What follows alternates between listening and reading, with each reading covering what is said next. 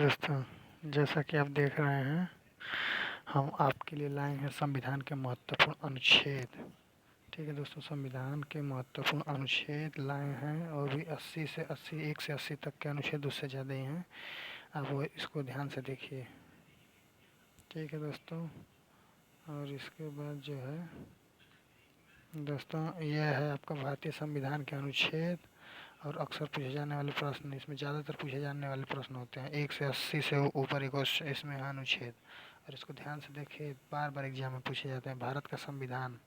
ठीक है दोस्तों, आगे इसके बाद देखिए दोस्तों, इसमें हम पहले पढ़ेंगे भारत की संविधान की प्रस्तावना पढ़ेंगे। भारतीय संविधान की प्रस्तावना के बारे में हम पढ़ेंगे दोस्तों। ठीक है दोस्तों, फिर अगला जो आप देखिए, इसका प्रस्तावना के बारे में पढ़ते हैं। ठीक है, भारत के संविधान की उद्देशिका।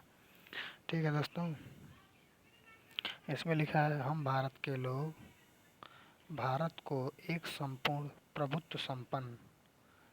इसके बाद आगे जो लिखा है, समाजवादी पंथनिरपेक्ष लोकतंत्रात्मक गणराज्य बनाने के लिए उसके समस्त नागरिकों को सामाजिक, आर्थिक और राजनैतिक न्याय, यानी न्याय ये है, सामाजिक, आर्थिक और राजनैतिक न्याय। और इसके बाद आपका है विचार, अभिव्यक्ति, विश्वास और धर्म। ठीक है दोस्तों, इसके बाद और है आपका और उपासना की स्वतंत्रता।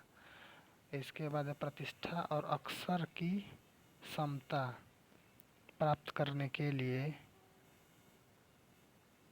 तथा उन सब में व्यक्ति की गरिमा, राष्ट्र की एकता एवं सुनिश्चित करने वाले बंधुता को बढ़ाने के लिए दृढ़ संकल्प होकर अपनी संविधान सभा में आज तारीख 26 नवंबर, यानी कौन सी, 26 नवंबर 1949, 26 नवंबर 1949 दोस्तों, 26 नवंबर 1949। ठीक है दोस्तों, जैसा कि आप देख रहे हैं 26 नवंबर 1949, यह है आपका डेट दिया है 26 नवंबर 1949 दोस्तों। ये जो है आपका इस दिन जो है कि संविधान को जो है कि हम लोगों ने बनाया हुआ है, मतलब वो किया है। इसके बाद क्या दिया, मिति मार्गशीर्ष शुक्ल सप्तमी संवत 2006 विक्रमी को एत द्वारा इस संविधान को अंगीकृत, अधिनियमित एवं आत्मार्पित किया गया। यानी संविधान को कब अंगीकृत, अधिनियमित और आत्मार्पित किया गया, 26 नवंबर 1949 को। और पूर्ण रूप से लागू कब हुआ हमारे देश में, 26 जनवरी 1950 को पूरे देश में लागू हो गया था दोस्तों। ठीक है दोस्तों, अब इसके बाद आगे देखते हैं महत्वपूर्ण अनुच्छेद के बारे में। पहला अनुच्छेद देखते हैं दोस्तों। पहला अनुच्छेद क्या कहता है, भारत अर्थात इंडिया राज्यों का संघ होगा। पहला क्या है, भारत अर्थात इंडिया राज्यों का संघ होगा। इसमें दूसरा अनुच्छेद क्या दिया है, नए राज्यों का प्रवेश एवं या स्थापना, यानी नए राज्य को हम या तो अपने देश में मिला सकते हैं या उसकी स्थापना कर सकते हैं। अनुच्छेद तीसरा क्या कहता है दोस्तों, अनुच्छेद तीसरा कहता है राज्य का निर्माण तथा सीमाओं या नामों में परिवर्तन। राज्य का निर्माण एवं सीमाओं एवं नामों में परिवर्तन। अनुच्छेद तीसरे के अंतर्गत हम क्या करें, किसी राज्य का निर्माण कर सकते हैं या उसकी सीमा या उनके नामों को जो है परिवर्तित कर सकते हैं। सीमाओं का गठन करके नामों को परिवर्तित कर सकते हैं। ठीक है दोस्तों, अब इसके बाद जो है आपका चौथा अनुच्छेद है। चौथा अनुच्छेद क्या है दोस्तों, पहली अनुसूची तथा चौथी अनुसूची के संशोधनों तथा 2 और 3 के अधीन बनाई गई विधियां। यानी इसमें क्या, पहली अनुसूची व चौथी अनुसूची, यानी जो पहली अनुसूची है और चौथी अनुसूची है के संशोधन, यानी उसके पहली अनुसूची और चौथी अनुसूची संशोधन होगा, तथा 2 और 3 के अधीन बनाई गई विधियां। यानी पहली अनुसूची के बारे में दिया गया, अनुसूचियों के बारे में। अनुच्छेद 14 क्या है, अनुसूचियों के बारे में। पहली और दूसरी जो है, पहली और चौथी अनुसूची में संशोधन कर सकते हैं, दूसरी और तीसरी अनुसूची के आधार पर जो भी विधि बनाई जाएगी उसके बारे में हम जानेंगे। इसके बाद आपका जो है कि आगे आपका ये है अनुच्छेद 5, संविधान के प्रारंभ पर नागरिकता। यानी अनुच्छेद 5 में क्या है, संविधान का प्रारंभ है नागरिकता का। अनुच्छेद 5 से जो है कि ये 11 तक चलता है, 11 तक, तो ये है अनुच्छेद, यानी यहाँ से नागरिकता शुरू हो जाएगी। अगला छठवां है अनुच्छेद क्या है, भारत आने वाले व्यक्तियों की नागरिकता है। भारत आने वाले व्यक्तियों की नागरिकता के बारे में बताया गया। 7वां क्या है, पाकिस्तान जाने वाले व्यक्तियों की नागरिकता। यानी 6वां क्या है, भारत आने वाले जो किसी भी दूसरे देश से भारत में आते हैं तो उनको नागरिकता दी जाएगी 6वें अनुच्छेद के अनुसार। 7वें अनुच्छेद के अनुसार जो है कि जो पाकिस्तान जाने वाले नागरिक हैं उनको दी जाएगी नागरिकता। ठीक है, इसके बाद 8वां अनुच्छेद क्या है दोस्तों, भारत के बाहर रहने वाले व्यक्तियों को नागरिकता। जो भारत के बाहर रह रहे हैं उनको कैसे नागरिकता दी जाए उसके बारे में। 9वां अनुच्छेद क्या है, विदेशी राज्य की नागरिकता लेने पर नागरिक का ना होना। यानी विदेशी राज्य की नागरिकता लेने पर नागरिक का ना होना। ठीक है दोस्तों, इसके बाद 10वां का अनुच्छेद क्या है, नागरिकता के अधिकारों का बना रहना। यानी नागरिकता के अधिकार हमेशा बने रहें, इसके लिए 10वां अनुच्छेद है। 11वां अनुच्छेद क्या है, संसद द्वारा नागरिकता के लिए कानून का विनिमय। 11वां अनुच्छेद है, संसद द्वारा नागरिकता के लिए कानून का विनिमय। 12वां अनुच्छेद क्या है, राज्य की परिभाषा। यानी नागरिकता का नागरिकता आपका 5 से 11 तक है। ठीक, अब इसके बाद 12 से जो है 35 तक अलग होगा। इसके बाद 12 में क्या दिया है आपका, राज्य की परिभाषा। यानी किसी राज्य की क्या परिभाषा है वो 12 में दिया गया है। अनुच्छेद 13 क्या दिया गया, मूल अधिकारों को असंगत या अल्पीकरण करने वाली विधियां। मूल अधिकारों को असंगत एवं अल्पीकरण करने वाली यानी अलग करने वाली या उसको बनाने वाली विधियों के बारे में बताया गया 13 में। 14 क्या दिया, विधि के समक्ष समानता। यानी कोई विधि है उसकी समक्ष उसकी समानता यानी लोगों की समानता के बारे में बताया गया है। अनुच्छेद 15 क्या दिया गया, धर्म, मूल वंश, जाति, लिंग, जन्म स्थान के आधार पर भेदभाव पर रोक। यानी आप किस धर्म के हैं, किस जाति के हैं, मूल वंश आपका क्या है या जन्म स्थान कहाँ है, उसमें भेदभाव को रोकने के लिए अनुच्छेद 15 का इस्तेमाल करते हैं। अनुच्छेद 16 क्या है, लोक नियोजन के अवसर पर समानता। यानी लोक नियोजन के अवसर पर समानता अनुच्छेद जो है कि इसमें समानता का अधिकार होता है लोक नियोजन के अवसर पर। फिर अनुच्छेद 17 क्या था, अस्पृश्यता है। अस्पृश्यता का अंत होता है यानी छुआछूत, जैसे कि उच्च जाति निम्न जाति के लोगों को छुआछूत या फिर किसी का छुआछूत जो कि कोई छोटी जाति का है, धर्म से लेके छुआछूत, तो इन सबों को दूर करने के लिए जो है अस्पृश्यता का अंत किया गया और इसमें जो है 17वां अनुच्छेद होता है। उपाधियों का 18वां, जैसे किसी राजा महाराजा को उपाधि दी जाए या किसी को उपाधि दी जाती है तो उसको अलग उपाधि न देकर उसका अंत किया जाएगा, तो उपाधियों का अंत होता है। और उसके बाद 19वां जो है कि आपका अभिव्यक्ति की स्वतंत्रता। यानी किसी भी पर्सनल आदमी की या पर्सनल किसी आदमी की स्वतंत्रता के बारे में या किसी एक व्यक्ति की स्वतंत्रता के बारे में अनुच्छेद 19 बताता है अभिव्यक्ति की स्वतंत्रता। अनुच्छेद 19A में एक होता है सूचना का अधिकार। यानी हम किसी सूचना ले सकते हैं, दे सकते हैं, जैसे RTI क्या सूचना का अधिकार है, तो ये किसके अंतर्गत आएगा, अनुच्छेद 19A के अंतर्गत आएगा। इसके बाद अनुच्छेद 20, अपराधों के दोष सिद्धि के संबंध में संरक्षण। अपराधों के दोष सिद्धि संबंध में संरक्षण यानी किसी अपराध को दोषी सिद्ध करने के संबंध में उसको संरक्षण क्या क्या मिलेगा, वो अनुच्छेद 20 के अंतर्गत आता है। कोई अपराधी है उसका दोष सिद्ध होने के बावजूद उसको संरक्षण दिया जाए, अनुच्छेद 20 के अंतर्गत। अनुच्छेद 21 क्या होता है, प्राण एवं दैहिक स्वतंत्रता यानी हमारे जीवन की स्वतंत्रता, एक तरह से लाइफ की स्वतंत्रता के बारे में अनुच्छेद 21 बताता है। अनुच्छेद 22 आपका क्या बताता है, अनुच्छेद 21A ही अभी 21 में एक है, इसमें जो कि 6 से 14 वर्ष के बच्चों को शिक्षा का अधिकार। जैसे शिक्षा का अधिकार 2009 में आया था, जैसे कि सर्व शिक्षा अभियान आया था, तो वो क्या शिक्षा का अधिकार है, 6 से 14 वर्षों के लिए फ्री शिक्षा दी जाती थी। तो ये जो है कि अनुच्छेद 21A में आता है, शिक्षा का अधिकार। इसके बाद इसमें एक इम्पॉर्टेंट पॉइंट है, इम्पॉर्टेंट पॉइंट इसमें ये नोट पॉइंट, निजता का अधिकार भी अनुच्छेद 21 के अंतर्गत आता है। निजता का अधिकार यानी हमारे जो है कि निजता का अधिकार भी 21 के अंतर्गत आता है। निजता का अधिकार यानी कौन कौन आता है, प्राण एवं दैहिक स्वतंत्रता, हमारे निजता का अधिकार। और इसके बाद जो है इसमें क्या आता है, 21A में एक आता है ये 6 से 14 वर्ष बच्चों को जो है कि 6 से 14 वर्ष के बच्चों को जो शिक्षा का अधिकार आता है। ठीक है दोस्तों, ये महत्वपूर्ण इंपॉर्टेंट अनुच्छेद है ये। अनुच्छेद 22 देखिए, कुछ दशाओं में गिरफ्तारी का संरक्षण। अनुच्छेद जो है कि कुछ ऐसी दशाएं होती हैं जिसमें गिरफ्तारी न होने का संरक्षण, जैसे राज्यपालों को गिरफ्तारी नहीं हो सकती तुरंत, अगर कुछ भी गलती करते हैं कोई भी या किसी बड़े पद पे हैं तो उनकी तुरंत गिरफ्तारी नहीं की जा सकती, तो इसलिए अनुच्छेद उनको 22 के अंतर्गत उनको संरक्षण दिया जाता है। अनुच्छेद 23, मानव के दुर्व्यवहार या दुर्व्यापार, मानव के दुर्व्यापार, बेगारी एवं बलात् श्रम पर प्रतिबंध। यानी जो है कि मानव के द्वारा दुर्व्यवहार किया जाना या फिर उसके द्वारा जो है कि श्रम में मजदूरी कराना, तो उसके अंतर्गत ज़बरदस्ती मजदूरी कराना, उसके लिए प्रतिबंध लगाने के लिए क्या किया गया, अनुच्छेद 23 का इस्तेमाल किया गया है।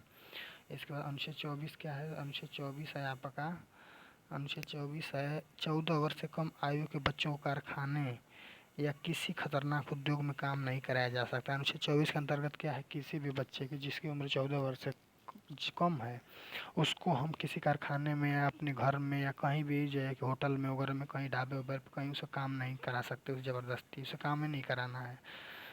इसके बाद अनुच्छेद 25 क्या दिया, धर्म का आचरण एवं प्रचार की स्वतंत्रता। धर्म का आचरण एवं प्रचार होगा, किसी धर्म को जो है कि आचरण बताना, उसकी प्रचार प्रसार करने की स्वतंत्रता आपको दी जाती है अनुच्छेद 25 के अंतर्गत। जैसे हम हिंदू हैं तो हिंदू धर्म के प्रचार, हम मुस्लिम हैं तो मुस्लिम धर्म की प्रचार, इस्लाम है तो इस्लाम, या जो भी धर्म हमारा है उसकी उसका हम प्रचार करेंगे तो वो हमें अनुच्छेद 25 के अंतर्गत दिया जाता है कि हम उसका प्रचार प्रसार कर सकते हैं। अनुच्छेद 26 क्या देता है आपका, अनुच्छेद 26 आपका धार्मिक कार्यों के प्रबंधन की स्वतंत्रता, यानी कोई धार्मिक कार्य है जैसे किसी धर्म में, जैसे कोई पूजा हो गई, सरस्वती पूजा हो गया या फिर लक्ष्मी पूजा हो गया या फिर गणेश चतुर्थी हो गया या फिर कोई भी पूजा हो गया, ईद हो गया या कोई भी मुहर्रम हो गया, कुछ भी त्यौहार अगर हम मनाते हैं तो उसके प्रतिबंध के लिए जो है कि हमें व्यवस्था की स्वतंत्रता है, हम जैसे चाहें उसका प्रतिबंध कर सकते हैं, उसके जो है कार्यों को जो है संपन्न करा सकते हैं। तो अनुच्छेद 26 के अंतर्गत ये आता है। अगला जो अनुच्छेद 29 आता है, इसके बाद मोस्ट इम्पॉर्टेंट अनुच्छेद है इसका। अनुच्छेद 29 में क्या है, अल्पसंख्यक वर्गों के हितों का संरक्षण। अल्पसंख्यक वर्गों के हितों का संरक्षण, इसमें क्या है, अल्पसंख्यक वर्ग जो हैं, जो माइनॉरिटीज़ हैं, जिसकी संख्या कम है हमारे देश में, उनके हितों के लिए संरक्षण है अनुच्छेद 29 के अंतर्गत आता है। अनुच्छेद 30 क्या है, अनुच्छेद 30 के अंतर्गत आता है शिक्षा संस्थानों की स्थापना और प्रशासन करने का अल्पसंख्यक जो है, अल्पसंख्यक वर्गों का अधिकार। शिक्षा संस्थानों की स्थापना प्रशासन करने का अल्पसंख्यकों वर्गों का अधिकार, यानी जो है कि अल्पसंख्यक वर्ग में जो माइनॉरिटीज़ हैं उनको जो है कि शिक्षा लेने का अधिकार है। दूसरी चीज़ की वो प्रशासन में अगर नौकरी पाते हैं या कुछ भी कहीं कुछ करते हैं तो उनको जो अधिकार है कि वो अपने हिसाब से उसमें काम करें। ठीक है दोस्तों, इसके बाद अनुच्छेद 32 है, मोस्ट इम्पॉर्टेंट अनुच्छेद 32 मोस्ट इम्पॉर्टेंट है ये। ठीक है दोस्तों, अनुच्छेद 32 क्या, संवैधानिक उपाचारों का अधिकार, संविधान की आत्मा, यानी संवैधानिक उपाचारों के बारे में, जैसे संविधान का कोई उल्लंघन होता है या कुछ भी होता है तो अनुच्छेद 32 के अंतर्गत उसमें जो है कि रीट दायर कर सकते हैं, उसके जो है कि उसके बारे में जानकारी ले सकते हैं। ये अनुच्छेद 32 हमें ये मौका देता है। अनुच्छेद 39A अनुच्छेद 39A देखते हैं, सभी के लिए समान न्याय एवं निःशुल्क कानूनी सहायता की व्यवस्था सरकार, राज्य सरकार करेगी। यानी क्या है, राज्य सरकार कौन सी व्यवस्था करेगी, सभी के लिए समान न्याय, निःशुल्क कानूनी सहायता की व्यवस्था राज्य सरकार करेगी। यानी 39A जो है राज्य सरकार के संबंध में, वो भी कानूनी व्यवस्था को बनाए रखने के लिए, और अभी जहाँ ज़रूरत पड़े, जहाँ छोटे लोग अल्पसंख्यक लोग हैं, जहाँ ज़रूरत पड़े वहाँ जो निःशुल्क शिक्षा के लिए ऐसा करती है। ठीक है, इसके बाद अनुच्छेद 40 आपका क्या दिया, ग्राम पंचायतों का संगठन। जैसे हम डिसेंट्रलाइजेशन किया जाता है तो बाद में डिसेंट्रलाइजेशन किया गया ग्राम स्तरों पर, तो उसके लिए उस संबंध में अनुच्छेद 40 जो है कि देता है, जैसे ग्राम पंचायतों का संगठन, जैसे प्रधानी वगैरह होता है, बीडीसी हो गया, जिला पंचायत हो गया, छोटे छोटे क्षेत्र में जो प्रधान वगैरह बनाए जाते हैं, ये अनुच्छेद 40 के अंतर्गत आते हैं इनका संगठन। इसके बाद अनुच्छेद 44 मोस्ट इम्पॉर्टेंट, ये इम्पॉर्टेंट है दोस्तों, मोस्ट इम्पॉर्टेंट अनुच्छेद 44 समान नागरिकता का अधिकार, समान नागरिक संहिता, बल्कि है समान नागरिक संहिता, समान नागरिक संहिता ये अनुच्छेद 44 के अंतर्गत आता है, नागरिकों की समानता के लिए है, ये समान नागरिक संहिता आती है। इसके बाद अनुच्छेद 48 क्या है, कृषि एवं पशुपालन संगठन, मोस्ट इम्पॉर्टेंट, ये बार बार एग्जाम में पूछा जाता है। कृषि और पशुपालन संगठन अनुच्छेद 48 के अंतर्गत ये आता है। तो ठीक है दोस्तों, अनुच्छेद 48A भी पूछा जाता है, पर्यावरण वन एवं वन्य जीवों का संरक्षण। पहला कृषि हो गया, दूसरा पर्यावरण। और पर्यावरण पहला जो है कि आपका 48 जो है कि कृषि के संबंध में है, कृषि के संरक्षण के, लेकिन 48A क्या कहता है, पर्यावरण एवं वन्य जीवों की रक्षा करना, वन्य जैसे शेर, भालू, चीता या जंगलों की रक्षा करना, तो ये किस में आता है, 48A में आता है दोस्तों। इसके बाद आपका आता है 49 अनुच्छेद क्या है, राष्ट्रीय स्मारक स्थानों और वस्तुओं का संरक्षण, जैसे हमारा ताजमहल हो गया या सरदार वल्लभ जी की मूर्ति हो गई या फिर कोई महात्मा गांधी की मूर्ति हो गई, अम्बेडकर जी की मूर्ति हो गई, इन सब चीज़ों का जो है कि हमें वस्तुओं के संरक्षण करने का अधिकार जो है अनुच्छेद 49 देता है। ठीक है दोस्तों, अगला देखते हैं दोस्तों, अनुच्छेद 50 क्या देता है, अनुच्छेद 50 देता है आपका कार्यपालिका से न्यायपालिका का पृथक्करण, यानी कार्यपालिका से न्यायपालिका का पृथक्करण करना, यानी कार्यपालिका जो कि कार्यपालिका है और न्यायपालिका जो है कि उसको अलग करता है, किस तरह से अलग करता है कार्यपालिका को न्यायपालिका, अनुच्छेद 50 में बताया गया है। अनुच्छेद 51 जो अंतर्राष्ट्रीय शांति एवं सुरक्षा यानी जो कि अंतर्राष्ट्रीय शांति सुरक्षा के बारे में जो है अनुच्छेद 51 जैसे बताया गया है, इंटरनेशनल लेवल पर कैसे शांति सुरक्षा बनाए रखना है उसके बारे में अनुच्छेद 51 बताता है। ठीक है, अनुच्छेद 51 ए क्या है, मूल कर्तव्य। अनुच्छेद 51 ए क्या है, मूल कर्तव्य के बारे में बताता है कि हमारे मूल कर्तव्य क्या हैं। ठीक है दोस्तों, इसके बाद अनुच्छेद 52 क्या बताता है, भारत के राष्ट्रपति के बारे में बताता है। अनुच्छेद 52 भारत के राष्ट्रपति के बारे में बताता है, महामहिम के बारे में बताता है अनुच्छेद 52। अनुच्छेद 53 क्या देता है, संघ की कार्यपालिका शक्ति बताता है, यानी संघ के जो भी सांसद मेंबर वगैरह जाते हैं वो संघ की कार्यपालिका एवं शक्ति के बारे में बताता है, जो भी नियम कानून बनाए जाते हैं। ठीक है दोस्तों, अनुच्छेद 53 के अंतर्गत आता है। अनुच्छेद जो है 52 राष्ट्रपति के लिए है, अनुच्छेद 53 संघ की कार्यपालिका के लिए। अनुच्छेद 54 जो राष्ट्रपति का निर्वाचन है, राष्ट्रपति का निर्वाचन कैसे करेंगे, 54 में दिया गया। 52 में राष्ट्रपति के बारे में दिया गया, राष्ट्रपति होता क्या है, चाहे भारत का राष्ट्रपति क्या है उसके बारे में 52 बताया गया है, लेकिन राष्ट्रपति का निर्वाचन 54 में है। राष्ट्रपति के जो है संघ की कार्य शक्ति जो 53 में है। इसमें 55 क्या दिया है आपका, राष्ट्रपति के निर्वाचन प्रणाली। राष्ट्रपति के निर्वाचन प्रणाली 55 में दिया गया है, राष्ट्रपति की निर्वाचन प्रणाली 55 में दिया गया है। अनुच्छेद 56 दिया गया है, राष्ट्रपति की पदावधि। राष्ट्रपति की पदावधि अनुच्छेद 56 में दिया गया, राष्ट्रपति कौन सी पदावधि कितने दिन की रहेगी, कितने साल की रहेगी या कब तक रहेगी, ये उसके बारे में दिया गया 56 में। अनुच्छेद 57 क्या दिया है, पुनः निर्वाचन के लिए पात्रता, यानी पुनः फिर से दोबारा अगर निर्वाचन कराना है, चुनाव कराना हो या कुछ भी कराना हो तो उसके लिए पात्रता अनुच्छेद 57 देता है। इसके बाद अनुच्छेद 58 क्या दिया, राष्ट्रपति निर्वाचित होने के लिए अर्हता है। राष्ट्रपति को जो है कि निर्वाचित होने के लिए अर्हता है, जैसे मिनिमम उसकी आयु क्या होनी चाहिए, जैसे 35 वर्ष की मिनिमम आयु है। इसके बाद वो कौन कौन से कोई मतलब जो है कि इसमें कोई दोष ना हो या फिर कोई क्रिमिनल ना हो या कुछ इस तरह के जो भी उसके क्राइटेरिया हैं उस क्राइटेरिया के बारे में ही बताता है, अनुच्छेद 58 बताता है। ठीक, इसके बाद दोस्तों अगला कुछ देखिए आपका अनुच्छेद 60, भारत का राष्ट्रपति जो है या फिर हमारे देश का राष्ट्रपति जो है शपथ किस तरह से लेता है, एक शपथ के बारे में बताया गया अनुच्छेद 60 में।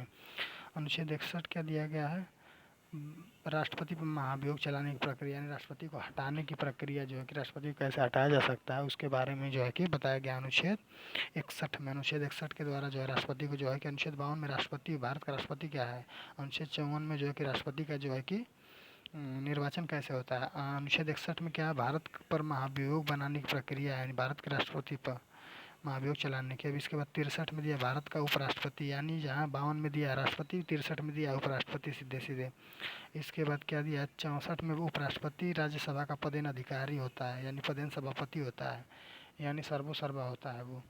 राष्ट्रपति उपराष्ट्रपति जो है राज्यसभा का पदेन सभापति होता है। ठीक, इसके बाद 65 जो है, ये 64 था, इसके बाद 65 जो अनुच्छेद 65 क्या है, राष्ट्रपति के पद के रिक्त पर उपराष्ट्रपति के कार्य, यानी अनुच्छेद 65 के अंतर्गत अगर मान लीजिए राष्ट्रपति कभी किसी काम से विदेश चले गए हैं, कोई काम जरूरी है तो वो उपराष्ट्रपति हमारे देश में रह के करते हैं, तो उसी समय या फिर या अचानक राष्ट्रपति की मृत्यु हो जाए तो उस समय किसी आपातकालीन स्थिति में राष्ट्रपति के पद की रिक्तता के कारण जो उपराष्ट्रपति उस कार्यभार को देखते हैं, अनुच्छेद 65 के अंतर्गत ही आता है। अनुच्छेद 66 क्या देता है आपका, उपराष्ट्रपति का निर्वाचन कैसे करते हैं, यानी 61 में जो है उपराष्ट्रपति के बारे में बताया गया, 61 में उपराष्ट्रपति के बारे में बताया गया, राष्ट्रपति की जगह में अभियोग चलाने वाली 61 में है। इसके बाद 62 में भारत का उपराष्ट्रपति क्या होगा, इसके बाद उपराष्ट्रपति राज्यसभा का पदेन सभापति होता है। 65 जो है राष्ट्रपति के पद की रिक्त पर जो है कि उपराष्ट्रपति कार्य करेगा। अनुच्छेद 66 जो उपराष्ट्रपति का निर्वाचन करेगा,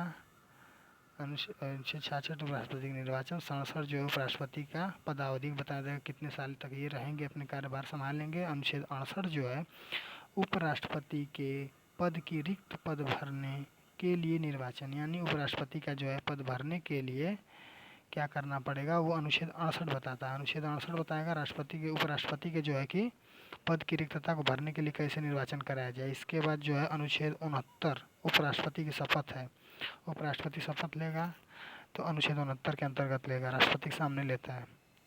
और इसके बाद आपका जो है कि अनुच्छेद 70 जो अन्य आकस्मिक में राष्ट्रपति के कर्तव्यों का निर्वहन करेगा, यानी कोई अन्य आकस्मिक कार्य हो गया, मृत्यु हो गई राष्ट्रपति की, तो उस अनुच्छेद 70 का उपयोग करके जो है उपराष्ट्रपति जो है राष्ट्रपति के कार्यभार को संभालेगा। अनुच्छेद 71 क्या दिया, राष्ट्रपति और उपराष्ट्रपति के निर्वाचन संबंध में विषय, राष्ट्रपति उपराष्ट्रपति के निर्वाचन संबंधित विषय, यानी उनके निर्वाचन में कौन कौन से विषय काम करेंगे उसके बारे में बताएगा अनुच्छेद 71 में। अनुच्छेद 72 क्या दिया है, क्षमा दान की शक्ति, यानी किसके पास होती है, राष्ट्रपति के पास होती है क्षमा दान की शक्ति, या फिर हमारे स्टेट में जो है कि राज्यपाल के पास होती है। वो भी मृत्यु दंड क्या क्षमा दान की नहीं होती है, लेकिन क्षमा दान की शक्ति होती है। तो अनुच्छेद 72 देता है क्षमा दान की शक्ति, ठीक ना। इसके बाद अनुच्छेद 73 क्या देता है, संघ की कार्यपालिका शक्ति का विस्तार। संघ की कार्यपालिका शक्ति का विस्तार अनुच्छेद 73 देता है। संघ की जो कार्यपालिका शक्ति है उसका विस्तार करते हैं तो वो 73 देता है।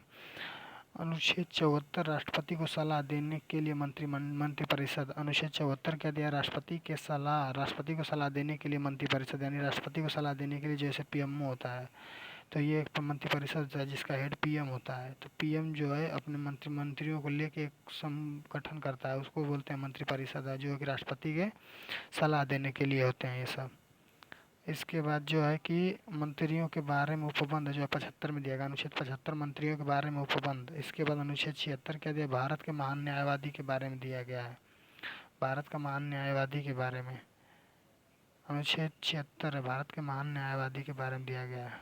अनुच्छेद 77 क्या है, भारत सरकार की कार्य का संचालन, भारत सरकार के कार्य का संचालन कैसे किया जाएगा, अनुच्छेद 77 दिया गया। इसके बाद जो अनुच्छेद 78 दिया गया, भारत को राष्ट्रपति को जानकारी देने के लिए प्रधानमंत्री का कर्तव्य, यानी भारत के राष्ट्रपति को जानकारी देने के लिए प्रधानमंत्री का कर्तव्य है कि भारत के राष्ट्रपति को सारी जानकारी देता रहे, समय समय पर जानकारी देता रहे। तो अनुच्छेद 78 के अंतर्गत आता है दोस्तों।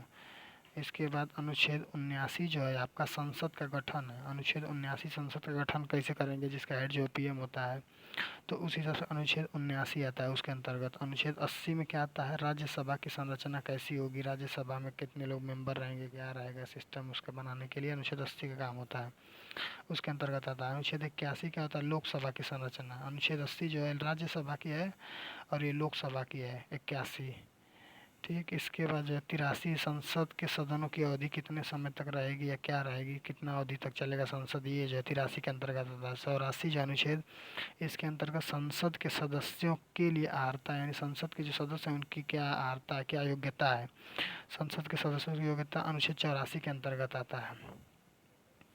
अनुच्छेद 85 क्या देता है, संसद का सत्रावास का विघटन, ये जो है कि सत्रावास का विघटन जो है कि अनुच्छेद 85 के अंतर्गत आता है। इसके बाद अनुच्छेद 87 दोस्तों देता है, अनुच्छेद 87 राष्ट्रपति का विशेष अभिभाषण, यानी राष्ट्रपति के विशेष अभिभाषण के बारे में अनुच्छेद 87 देता है। मोस्ट इम्पॉर्टेंट है, ये भी बार बार एग्जाम में पूछा जाता है कि अनुच्छेद 87 क्या देता है, राष्ट्रपति के विशेष अभिभाषण के बारे में बताता है, ठीक है दोस्तों। अब इसके बाद जो है कि थैंक यू सो मच दोस्तों, वीडियो को लाइक करें, शेयर करें दोस्तों, चैनल को सब्सक्राइब करें दोस्तों, ठीक है दोस्तों।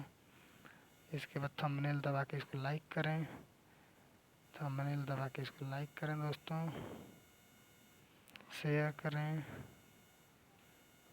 लाइक करें, शेयर करें, सब्सक्राइब करें, चैनल को सब्सक्राइब करें दोस्तों, लाइक करें, शेयर करें, चैनल को सब्सक्राइब करें। थैंक यू सो मच दोस्तों, थैंक यू सो मच दोस्तों।